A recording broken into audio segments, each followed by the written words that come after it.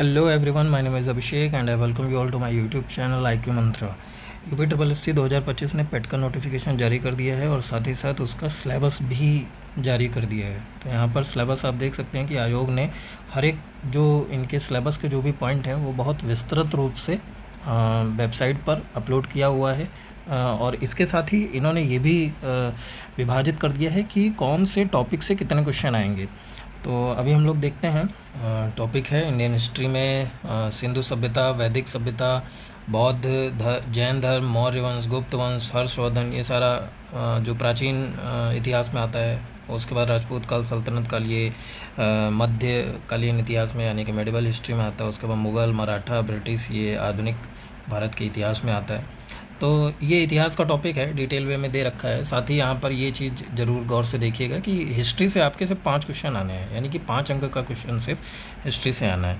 इसके बाद आते हैं भारतीय राष्ट्रीय आंदोलन। भारतीय राष्ट्रीय आंदोलन में आप देखिएगा कि यहाँ पर आपको प्रारंभिक वर्ष जो है, स्वाधीनता आंदोलन के प्रारंभिक वर्ष जो भी आंदोलन किए गए हैं वो सब हैं। स्वदेशी आंदोलन है, सविनय अवज्ञा आंदोलन, सबका डिस्ट्रीब्यूशन बहुत अच्छे तरह से यहाँ पे किया हुआ है। क्रांतिकारी आंदोलन जो सारे हैं, उग्र राष्ट्रवाद का उदय जो है, और उसके बाद ब्रिटिश इंडिया एक्ट हैं, कई सारे एक्ट हैं। यहाँ पर 1935 लिखा हुआ है, इसका मतलब ये नहीं कि सिर्फ 1935 पढ़ना है, उससे पहले भी जो जितने भी एक्ट हैं, regulating act, Pitt's India act, ये सारे पढ़ने हैं।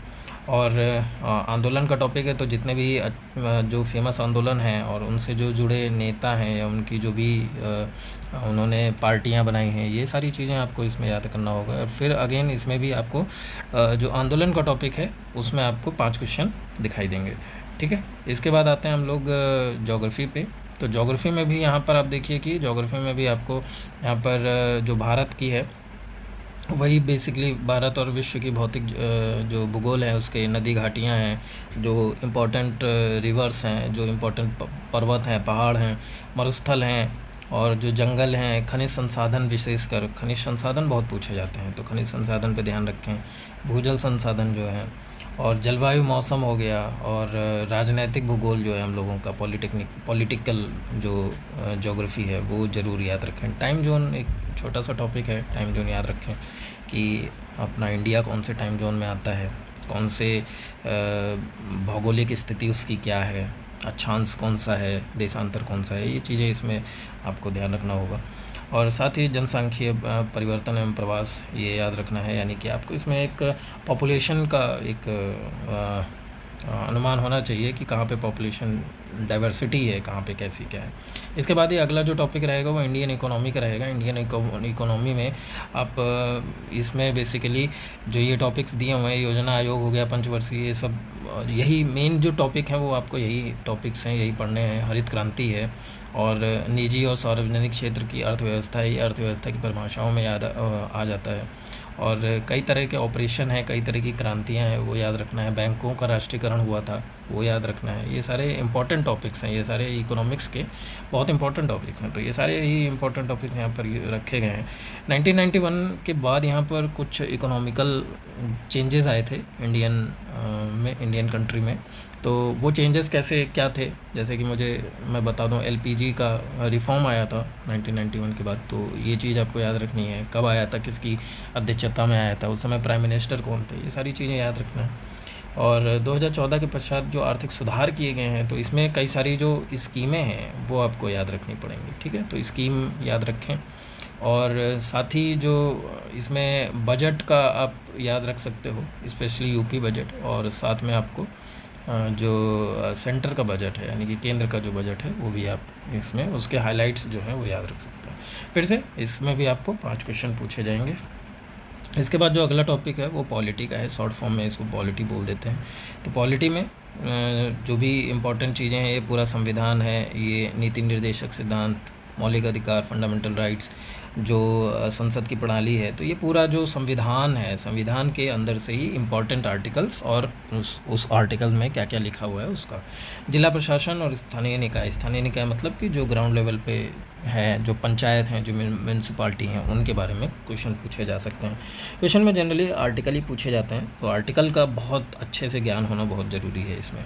फिर इसमें भी आपको 5 क्वेश्चन ही पूछे जाएंगे। तो सबके देखिए, जैसे अब ये है भारतीय संविधान और लोक प्रशासन, तो सबका डिस्ट्रीब्यूट कर रखा हुआ है कि हर एक टॉपिक से आपको 5 क्वेश्चन तो पूछे ही जाने हैं।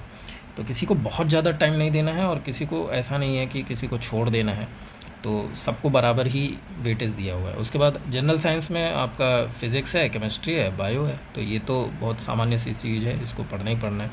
उसके बाद अर्थमेटिक है, यानी कि मैथ्स है। मैथ्स में भी सिंपल सी चीज़ें हैं, पूर्ण संख्या, संख्याओं का ज्ञान होना चाहिए, भिन्न का ज्ञान होना चाहिए, दशमलव का ज्ञान होना चाहिए, प्रतिशतता निकालना बहुत सिंपल सी चीज़ है, हालांकि मेरे लिए है बट सबके लिए नहीं होगी, तो प्रतिशतता निकालना आना चाहिए। साधारण अंक गणितीय समीकरण है, जो द्विघात समीकरण सॉल्व करना, वो ऐसी चीज़ें हैं। वर्ग है, वर्गमूल है, घातांक है, घात है, औसत निकालना आना चाहिए। इसके बाद आगे बढ़ते हैं तो सामान्य हिंदी। तो सामान्य हिंदी में भी देखिए यहाँ पर इसको भी इंक्लूड किया गया और उसमें भी 5 नंबर इसमें भी है। संधि है, विलोम है, पर्यायवाची है, वाक्यांशों के लिए एक शब्द है, स्त्रीलिंग पुल्लिंग का भी टॉपिक है यहाँ पर। उसके बाद संस्कृत भिन्नार्थ, यानी कि समानार्थी और वैसे शब्द जो होते हैं उनका है यहाँ पर। मुहावरे, लोकोक्तियाँ हैं, अशुद्धियाँ हैं, लेखन और रचनाएँ हैं। तो ये भी ये सिलेबस का हिस्सा है, आपको सामान्य हिंदी भी यहाँ पर पढ़ना होगा। यहाँ पर अब हिंदी के बाद अगला जो टॉपिक है वो सामान्य अंग्रेजी है, यानी कि जनरल इंग्लिश है। इंग्लिश में भी यहाँ पर कुछ क्वेश्चन पूछे जाएंगे और वही चीज़ है, 5 क्वेश्चन पूछे जाएंगे 5 नंबर के। तो अंग्रेजी में जो ग्रामर होती है सिंपल सी, तो वो यहाँ पर पूछे जाएंगे। और एक अपठित गद्यांश, यानी कि एक पैराग्राफ दिया होगा और उसमें आंसर देने होंगे, तो वो एक कुछ क्वेश्चन पूछे जाएंगे, बहुत आसान सा होता है। तो 5 क्वेश्चन रहेंगे 5 नंबर के। इसके साथ ही रीजनिंग के जो आएंगे वो वृहत और लघु, ये उसमें रहेंगे, क्रम का रहेगा, सीक्वेंस का, रिलेशन, संबंध। ये जो लोग रीजनिंग पढ़ेंगे वो जानते होंगे इन सब चीज़ों को, और नहीं भी जानते हैं तो आपको क्लासेस मिल जाएंगी। आप यूट्यूब चैनल पर इनके बारे में जब सर्च करेंगे तो क्लासेस मिल जाएंगी। समूह से भिन्न को अलग करना, ये कई कुछ ऐसे होते हैं। मैं कोशिश करूँगा कि मैं इसको एक अलग तरह से भी समझाऊँ, जब इन टॉपिक्स को मैं अगर कवर करूँगा तो इनको मैं समझा दूँगा कि ये क्या चीज़ें हैं। अभी जैसे समूह में भिन्न को अलग करना, तो 4 समूह कुछ ऐसे दिए होंगे, किसी में ऐसे डॉट होगा, किसी में ये होगा, किसी में ये होगा, कुछ ऐसे कुछ अलग होगा। तो इन 5 में से कौन सा अलग है तो उस पर टिक मारना होगा, ऐसा कुछ रहता है। और फिर कैलेंडर और घड़ी इसके भी क्वेश्चन आएंगे।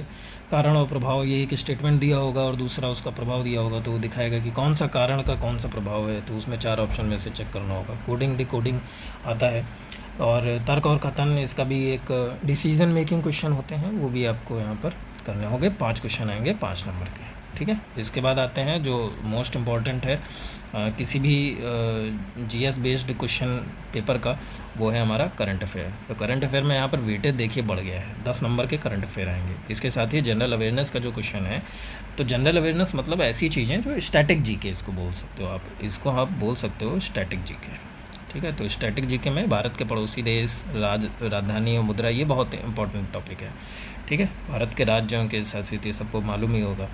तो ये चीज़ें आप तो पॉलिटी में ही पढ़ लोगे, कई सारी चीज़ें आपको ऊपर मिल चुकी होंगी। ये जैसे ये भारत के पड़ोसी देश हैं, ये सब ज्योग्राफी में मिल जाएगा। और राष्ट्रीय अंतर्राष्ट्रीय दिवस ये आपको पढ़ना पड़ेगा, ये बहुत इंपॉर्टेंट टॉपिक है। विश्व संगठन, पर्यटन स्थल, कला एवं संस्कृति, भारत एवं विश्व के खेल जो हैं, जो इम्पोर्टेंट खेल हैं, वो सब आपको यहाँ पर याद रखने होंगे। तो इसके भी 10 क्वेश्चन, इसका भी वेटेज ज़्यादा है। अभी तक आपने जितने भी देखे थे उनके वेटेज 5-5 थे, यहाँ पर 10 है। तो आपको स्पेशली इन दोनों पे कुछ ज़्यादा ही ध्यान देना पड़ेगा, ठीक है। और इसमें देखिए अभी और भी हैं, इसमें जैसे अभी यहाँ पर अगला जो टॉपिक है वो है हमारा अनुसंधान संगठन। जैसे ऑर्गेनाइजेशन है कई सारी, जैसे इसरो ही है हमारी एक ऑर्गेनाइजेशन है, तो इसका मुख्यालय कहाँ पर है। ऐसे ही डीआरडीओ है, तो डीआरडीओ का मुख्यालय कहाँ पर है, या उसके अध्यक्ष कौन है। तो ऐसे क्वेश्चन ये सब पूछे जा सकते हैं।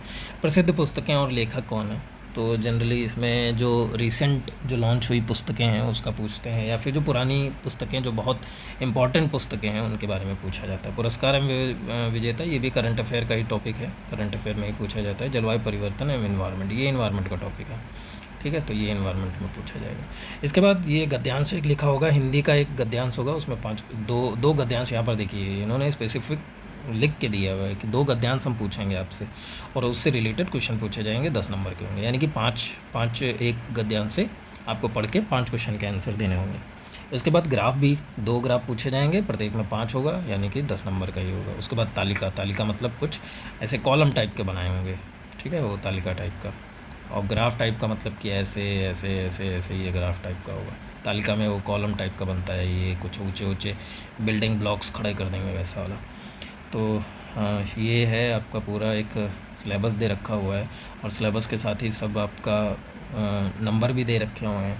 तो और अच्छी चीज़ यहाँ पर एक चीज़ और देखिए, यहाँ पर ये भी दे रखा हुआ है इन्होंने कि जो परीक्षा की अवधि है वो 2 घंटे की है और पूर्णांक 100 नंबर का है। यानी कि टोटल जो है 100 क्वेश्चन होंगे और 100 ही नंबर होंगे। यानी कि हर एक क्वेश्चन जो होगा वो प्रत्येक क्वेश्चन 1 नंबर का होगा, 1 मार्क्स का होगा हर एक क्वेश्चन, 1 मार्क्स। ठीक है।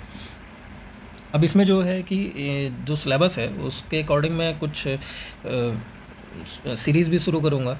तो उसमें मैं डिटेल वे में जाऊँगा कि कौन से जो इम्पोर्टेंट टॉपिक हैं उसमें, जैसे हिस्ट्री है तो हिस्ट्री में हमें कहाँ से पढ़ना चाहिए और कहाँ से कौन से इम्पोर्टेंट टॉपिक हैं। जैसे सिंधु सभ्यता, वैदिक सभ्यता है, बहुत इंपॉर्टेंट टॉपिक है। मौर्य वंश, गुप्त वंश, और उसके बाद ब्रिटिश का जो ब्रिटिश एरा है, जो मुग़ल साम्राज्य है, ये सारे बहुत इंपॉर्टेंट टॉपिक्स हैं। तो इसमें जो प्रीवियस ईयर्स में पूछे गए हैं और जो भी इम्पोर्टेंट चीज़ें हैं उसका मैं एक वीडियो लेक्चर के रूप में भी लेके आऊँगा। तो उससे भी जुड़े रहेंगे तो उसका भी लाभ आपको मिलेगा। साथ ही इसके साथ जो और भी टॉपिक्स हैं उनकी भी मैं एक शॉर्ट वीडियो लेके आऊँगा, जिससे आप लोगों को मदद मिलेगी पढ़ने में भी, और एक अनुमान भी लगेगा कि हमको किस डायरेक्शन में पढ़ाई आगे बढ़ानी है। तो जिनको कुछ भी नहीं पता है वो ज़रूर उन वीडियोज़ को, जो आने वाली वीडियोज़ हैं उनको ज़रूर रेफ़र करें, उनसे सीखें। और ऐसा नहीं है कि वो संपूर्ण होगा, ऐसा नहीं है, लेकिन उससे आपको ये ज़रूर जानकारी मिल जाएगी कि आपको पढ़ना क्या है, और उससे फिर आप जब समझ जाएंगे कि पढ़ना क्या है तो फिर आप अपनी जो नॉलेज है वो आप बढ़ाते रहिए, क्योंकि यूट्यूब तो अथाह सागर है, यूट्यूब पे बहुत चीज़ें मिलेंगी। ठीक है। फिर इसी के साथ और भी कोई अगर आपका कोई क्वेश्चन है, कोई डाउट है तो आप मुझे कमेंट करिए, मैं उसका रिप्लाई दूंगा। और ठीक है, आप सभी अपना स्वास्थ्य का ध्यान रखें, हंसते रहें, पढ़ते रहें, मुस्कुराएं, और चैनल को जो सब्सक्राइब करें। धन्यवाद।